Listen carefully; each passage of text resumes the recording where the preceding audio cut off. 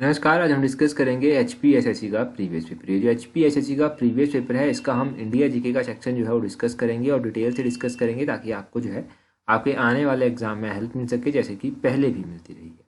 आपको पता है इंडिया जीके जो है वो काफ़ी इंपॉर्टेंट रोल जो है वो यहाँ पर प्ले कर रहा है। तो इंडिया जीके में क्वेश्चन गलत नहीं होने चाहिए, ये हम इंश्योर करेंगे डिटेल में डिस्कस करके। क्वेश्चन नंबर 70 से अभी हम स्टार्ट करते हैं। बोलते हैं भिलाई स्टील प्लांट इज तो भिलाई स्टील प्लांट जो है वो किस तरह का एक एंटरप्राइज है? क्या ये पब्लिक सेक्टर है, प्राइवेट सेक्टर है, कोऑपरेटिव सेक्टर है, या फिर पब्लिक प्राइवेट जॉइंट सेक्टर है? तो ये जो है ये एक पब्लिक सेक्टर एंटरप्राइज है। ऑप्शन ए पब्लिक सेक्टर जो है इसका सही आंसर हो जाएगा। ये सार्वजनिक क्षेत्र में जो है वो आता है आपका भिलाई स्टील प्लांट। अब भिलाई स्टील प्लांट के बारे में बात करें, ये भिलाई स्टील प्लांट कौन से स्टेट में पड़ता है? भिलाई स्टील प्लांट जो है वो कहाँ पर पड़ता है? ये छत्तीसगढ़ में पड़ता है। अब छत्तीसगढ़ में पड़ता है ये आपको पता चल गया। इसकी स्थापना कब की गई थी? इसकी स्थापना 1955 में की गई थी। 1955 में इसकी स्थापना की गई, छत्तीसगढ़ में ये पड़ता है। इसकी जो पेरेंट ऑर्गेनाइजेशन है वो है steel authority of India. Steel authority of India limited जो है इसकी पेरेंट ऑर्गेनाइजेशन है। और अगर हम बात करें सेल के बारे में, जिसको स्टील अथॉरिटी ऑफ इंडिया भी कहते हैं, तो इसके बारे में भी क्वेश्चन डेफिनेटली एग्जाम में पूछे गए हैं। क्वेश्चन पूछा जाता है कि स्टील अथॉरिटी ऑफ इंडिया जो है वो ये जो है कब स्थापित की गई थी? तो ये 1954 में स्थापित किया गया था, steel authority of India limited. और ये भिलाई स्टील प्लांट इसी के अंडर आता है। 1954 में steel authority of India limited को स्थापित किया गया, ये ध्यान रखना है।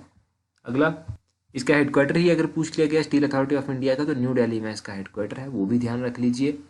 नेक्स्ट क्वेश्चन देखिए हमारे पास क्या पूछते हैं। 71 नंबर क्वेश्चन है। बोलते हैं what percentage of insolation is received by earth surface? तो ये जो पृथ्वी का जो स्तर है, इसके ऊपर जो है वो सूर्य पतन का कितना प्रतिशत जो है वो प्राप्त होता है, कितनी परसेंट इंसोलेशन जो है यहाँ पर प्राप्त होती है? तो इन टर्म ऑफ इंसोलेशन बात करें तो ये 51% इंसोलेशन जो है वो प्राप्त यहाँ पर होती है। ऑप्शन डी सही आंसर है। अब 51% इंसोलेशन तो प्राप्त होती है। इंसोलेशन किसको कहते हैं? इंसोलेशन कहते हैं जो अमाउंट ऑफ सोलर रेडिएशंस होती हैं, सूर्य की जो किरणें होती हैं वो किसी भी प्लेनेट के द्वारा जब रिसीव की जाती हैं, उनको इंसोलेशन कहते हैं। तो 51% जो है वो क्या होता है, सूर्य की किरणें जो है वो पृथ्वी रिसीव करती है। अब एक और क्वेश्चन यहाँ से जानिए, सूर्य की किरणें जो हैं वो पृथ्वी तक पहुँचने में कितना टाइम लेती हैं? तो ये टाइम लेती हैं कितना? 8 मिनट और 20 सेकेंड का टाइम जो है ये लेती हैं। 8 मिनट और 20 सेकेंड का टाइम जो है ये पृथ्वी तक पहुँचने में लेती हैं। ये आपको पता चल गया। यहाँ से हम एक और इम्पोर्टेंट बात जानेंगे। आपने क्या सुना होगा? एस्ट्रोनॉमिकल यूनिट के बारे में सुना होगा। एस्ट्रोनॉमिकल यूनिट जो है वो किसको कहते हैं? एस्ट्रोनॉमिकल यूनिट जो है, तो एस्ट्रोनॉमिकल यूनिट जो है ये रिप्रेजेंट करते हैं मीन डिस्टेंस आपका सूर्य और पृथ्वी के बीच में। अर्थ और हमारा जो सूर्य है उसके बीच में जो मीन डिस्टेंस है उसको जो है ये मेजर करते हैं, रिप्रेजेंट करते हैं एस्ट्रोनॉमिकल यूनिट। ये आपने ध्यान रखना है। ये सारे क्वेश्चन जो है ना एग्जाम में पूछे गए हैं, तो आपकी नॉलेज में ये सब चीज़ें होनी चाहिए, ताकि एग्जाम में फिर से रिवाइज की जाए तो आपको कन्फ्यूजन ना हो। 72 नंबर क्वेश्चन देखिए। बोलते हैं the earth is at the least distance from the sun on? सूर्य से पृथ्वी की निकटतम जो दूरी होती है वो किस तारीख को होती है? जो लीस्ट डिस्टेंस होता है बिटवीन द अर्थ एंड सन, वो कब होता है? तो वो होता है 72 का ऑप्शन सी सही आंसर है। जनवरी 3 को जो है क्या होता है, जो लीस्ट डिस्टेंस होता है अर्थ और सन के बीच में, जनवरी 3 को होता है। अच्छा, यहाँ से एक और क्वेश्चन बनता है। जो नॉर्दर्न हेमिस्फीयर है हमारा, क्वेश्चन पूछ जाता है कि नॉर्दर्न हेमिस्फीयर में जो है वो लॉन्गेस्ट डे और शॉर्टेस्ट नाइट कब होती है? लॉन्गेस्ट डे और शॉर्टेस्ट नाइट जो है वो जून 21 को होती है।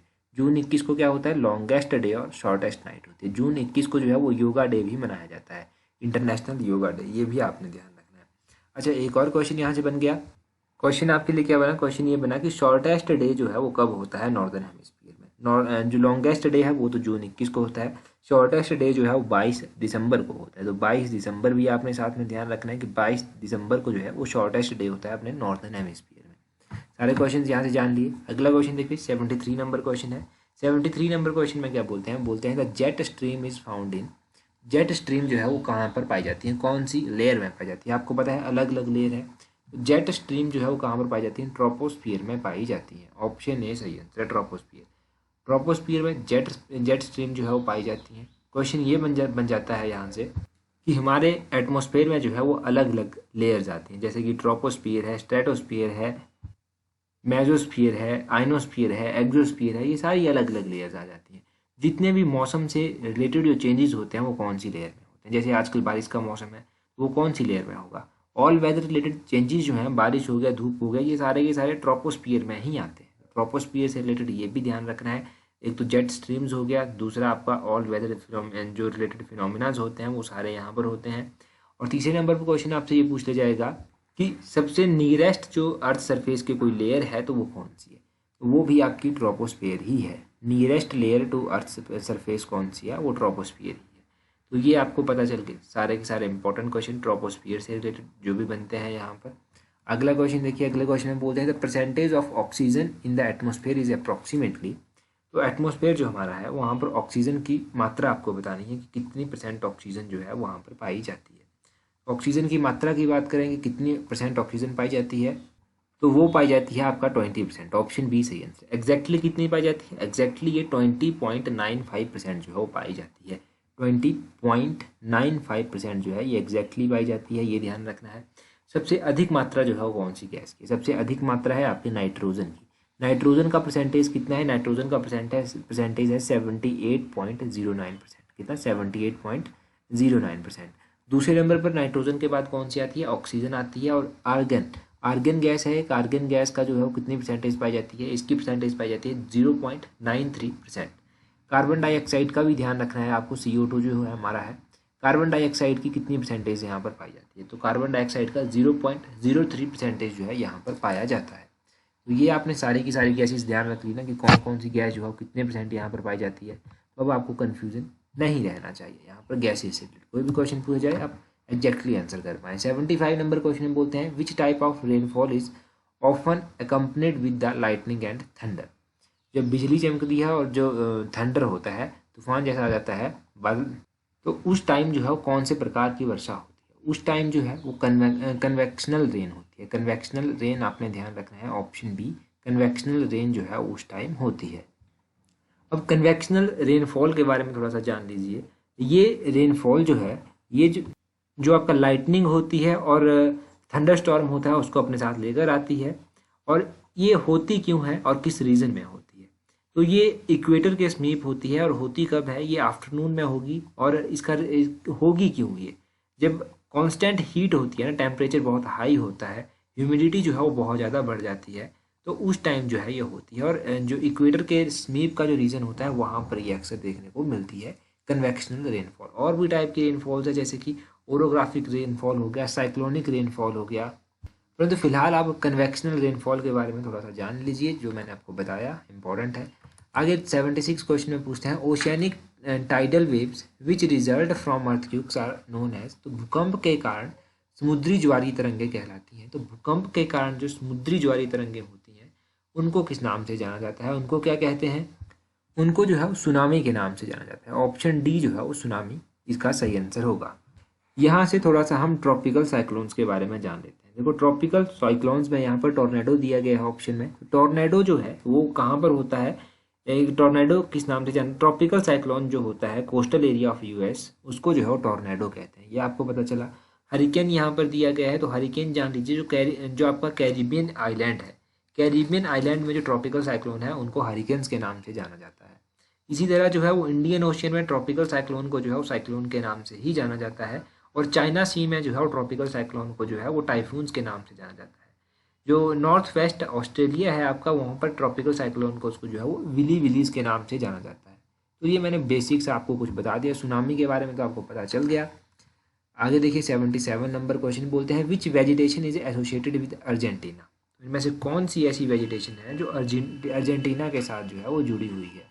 तो इस क्वेश्चन का सही आंसर होगा पैम्पास। तो पैम्पास जो वेजिटेशन है वो जुड़ी हुई है किससे, अर्जेंटीना के साथ। कई बार ग्रासलैंड्स के बारे में पूछ लिया जाता है कि ये जो पैम्पास ग्रासलैंड है ये कहाँ पर प्रिवेल्ड है, कहाँ पर होते हैं।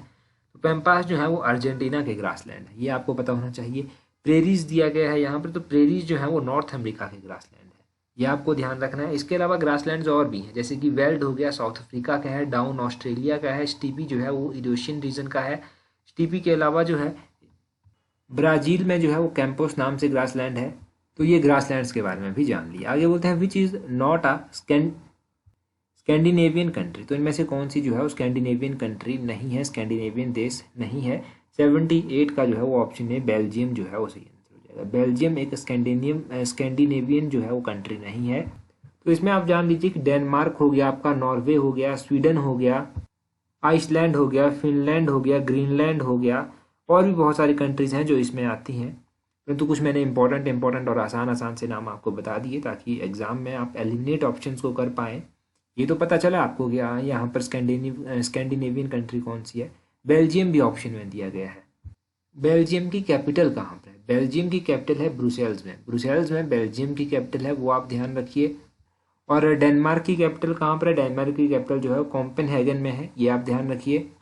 और नॉर्वे दिया गया है, नॉर्वे की कैपिटल जो है वो ओस्लो में स्थित है। ओस्लो में नॉर्वे की कैपिटल है। ये कैपिटल्स भी कई बार एग्जाम में पूछी गई हैं, उनको भी ध्यान में रखना है। आगे बोलते हैं which is the largest gulf in the world. तो वर्ल्ड में सबसे लार्जेस्ट जो गल्फ है वो कौन सी है? 79 का जो है वो option C Gulf of Mexico सही आंसर है। एक बार एचएस में क्वेश्चन पूछा गया था। लार्जेस्ट गल्फ ऑफ मैक्सिको है लार्जेस्ट गल्फ, ये ध्यान रखिए। अब ये जो गल्फ ऑफ मैक्सिको है ये कितना एरिया जो है कवर करती है? ये 15,44,000 एरिया जो है वो कवर करती है, ये आपने यहाँ से ध्यान रखना है। एक और क्वेश्चन बनता है, यहाँ पर क्वेश्चन पूछ लिया जाता है कि फ्लोरिडा स्ट्रेट जो है वो किन वाटर बॉडीज को ज्वाइन करती है? तो Florida straight gulf of Mexico और अटलांटिक ओशियन को जो है वो ज्वाइन करती है। तो ये एक और क्वेश्चन बनता है, एंड जो आपका गल्फ ऑफ मैक्सिको है उससे रिलेटेड गल्फ ऑफ मैक्सिको और अटलांटिक ओशियन को जो है वो फ्लोरिडा स्ट्रेट ज्वाइन करती है। 80 नंबर क्वेश्चन में बोलते हैं which is the smallest independent country in the world. विश्व की सबसे छोटी स्वतंत्र देश जो है वो कौन सा है? तो क्वेश्चन नंबर 80 का जो है वो ऑप्शन डी वेटिकन सिटी जो है वो सही आंसर है। वेटिकन सिटी जो है वो स्मॉलेस्ट इंडिपेंडेंट कंट्री है वर्ल्ड की, ये आपने ध्यान रखना है। और वेटिकन सिटी के बारे में पहले जानिए। वेटिकन सिटी का हो सकता है एरिया आपसे पूछ ले जाए, तो इसका एरिया बहुत ही कम है। एरिया है इसका अप्रॉक्सीमेटली 49 हेक्टेयर। 49 हेक्टेयर बहुत ही कम एरिया है, ये आप ध्यान रखिए। इसका एरिया है वेटिकन सिटी का, तो सबसे स्मॉलेस्ट कंट्री ये हुई।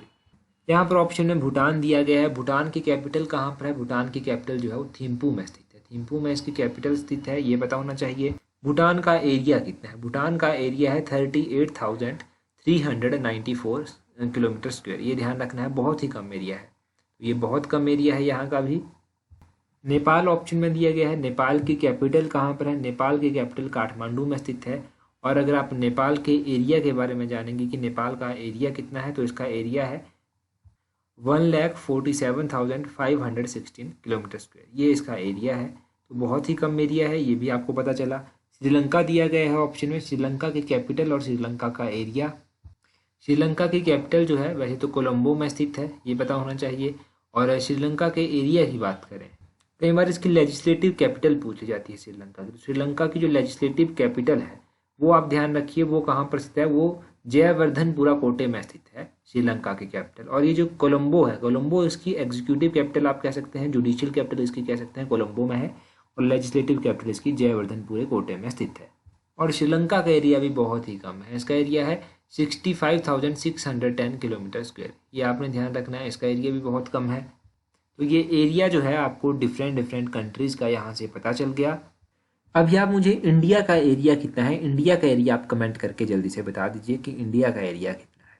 अभी हम हिंदी के क्वेश्चन भी कुछ देखेंगे। यहाँ पर बोलते हैं सही अर्थ आपको चुनना है। तो सही अर्थ, क्रेडिट का सही मतलब क्या होता है? देखो, क्रेडिट की बात करें तो क्रेडिट का सही मतलब होता है जमा। ऑप्शन ए जो है वो सही आंसर है इसका। 156 का जो है वो ऑप्शन ए सही आंसर हो गया। 157 का होता है अलॉटमेंट, बोला गया है, इसका सही आंसर पूछा गया है। तो फाइनल आंसर की में इसको स्क्रैप कर दिया गया है, तो हम डिस्कस नहीं करेंगे। आगे रिप्रेजेंटेटिव दिया गया है। रिप्रेजेंटेटिव का बोलते हैं सही मतलब क्या होगा? तो रिप्रेजेंटेटिव का सही मतलब होगा आपका प्रतिनिधि। ऑप्शन सी जो है वो सही आंसर है। आगे है कंपनसेशन। कंपनसेशन का सही मतलब क्या होगा? तो इसका मतलब होगा मुआवजा। ऑप्शन बी जो है वो सही आंसर है। मुआवजा, कंपनसेशन, हिंदी में इसको कहते हैं मुआवजा और इंग्लिश में कहते हैं कंपनसेशन। आगे है एडजर्नमेंट दिया गया है। तो हाउस इज एडजर्न कहते हैं ना, तो उसका क्या मतलब होता है? उसका मतलब होता है स्थगन करना। ऑप्शन डी सही आंसर है, स्थगन करना। आगे दिया गया है नायिका। नायिका का बोलते हैं संधि विच्छेद बताना है आपको क्या है। तो नायिका का संधि विच्छेद अगर आप देखेंगे तो सही है न प्लस इका। ऑप्शन सी, न को दो मात्राएं होंगी प्लस होगा इका। न इका जो है इसका सही मतलब है। नायिका का संधि विच्छेद बहुत बार एग्जाम में पूछा गया है। कल हमने जून महीने के इंपॉर्टेंट डे डिस्कस किए थे।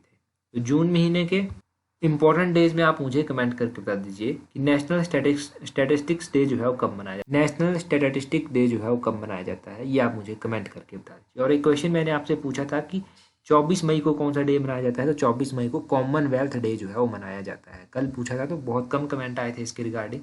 24 मई को कॉमनवेल्थ डे मनाया जाता है, और 22 मई पूछा था तो 22 मई को जो है वो इंटरनेशनल बायोडाइवर्सिटी डे मनाया जाता है। ये तो बहुत लोगों ने सही आंसर किया था। अभी जून महीने के डिस्कस करते हैं, जुलाई महीने के डिस्कस करते हैं। 1 जुलाई को डॉक्टर्स डे मनाया जाता है। 2 जुलाई को यूएफओ डे मनाया जाता है, वर्ल्ड यूएफओ डे 2 जुलाई को मनाया जाता है। उसके बाद 11 जुलाई को जो है वो वर्ल्ड पॉपुलेशन डे मनाया जाता है। 12 जुलाई को वर्ल्ड मलाला डे मनाया जाता है। 15 जुलाई को जो है वो वर्ल्ड यूथ स्किल डे मनाया जाता है। 17 जुलाई को जो है वो world day for international justice मनाया जाता है 17 जुलाई को। और जुलाई 18 को जो है वो मंडेला डे मनाया जाता है। जुलाई 26 को भी एक डे मनाया जाता है, कारगिल विक्ट्री डे। ये जुलाई 26 को मनाया जाता है, कारगिल विक्ट्री डे। और जुलाई 28 को जो है वर्ल्ड हेपेटाइटिस डे जो है वो मनाया जाता है, जुलाई 28 को। जुलाई महीने के ये कुछ इंपॉर्टेंट डेज भी आपने साथ में याद रखने हैं, और कमेंट करके बताना है कि नेशनल स्टैटिस्टिक्स डे जो है वो कब मनाया जाता है, नेशनल स्टैटिस्टिक्स डे। ये जल्दी से कमेंट करके बता दीजिए आप। और देखो सबसे इम्पोर्टेंट कि अगर आपने अभी तक भी हमें टेलीग्राम पर ज्वाइन नहीं किया है तो टेलीग्राम पर जल्दी से ज्वाइन कर लीजिए। टेलीग्राम पर ज्वाइन करने के लिए सर्च करना @allexam31। आपको हमारा टेलीग्राम चैनल जो है वो मिल जाएगा। 18,200 से अधिक लोग जुड़ चुके हैं, आप भी जुड़ जाइए ताकि आने वाले हर एक एग्ज़ाम में आपको भी हेल्प मिल सके। तो आज की वीडियो में इतना ही काफ़ी है। So that's all for today. Thank you very much for watching and listening it very patiently.